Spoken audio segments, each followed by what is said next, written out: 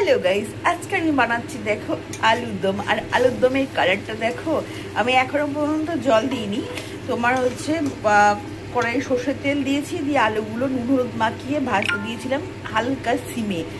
আর হচ্ছে আদা রসুন পেঁয়াজ পোস্ত আর কাজু একসঙ্গে বেটে দিয়ে দিয়েছি। আর দিয়েছি হচ্ছে কি বলতো, আলু রাইকু টমেটো দিয়েছি। এই যে দেখবে টমেটো দিয়েছি, এই দেখবে টমেটো, একটু চিনি দিয়েছি, দিয়ে এগুলোকে পুরো আস্তে আস্তে ধিমে কষাচ্ছি। কষাতে কষাতে দেখো আলু সিদ্ধ হয়ে গেছে। সামান্য একটু জল দিয়ে দেব, দিয়ে এটাকে একটুখানা জলটা দিয়ে ফুটবে আর একটুখানা মানে গ্রেভি হবে। গরম মশলা আর ঘি দিয়ে নামিয়ে দেবো।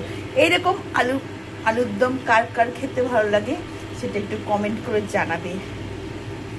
আর হচ্ছে কালারটা শুধু জাস্ট দেখো, ওয়াও, কমেন্ট করবে কিন্তু।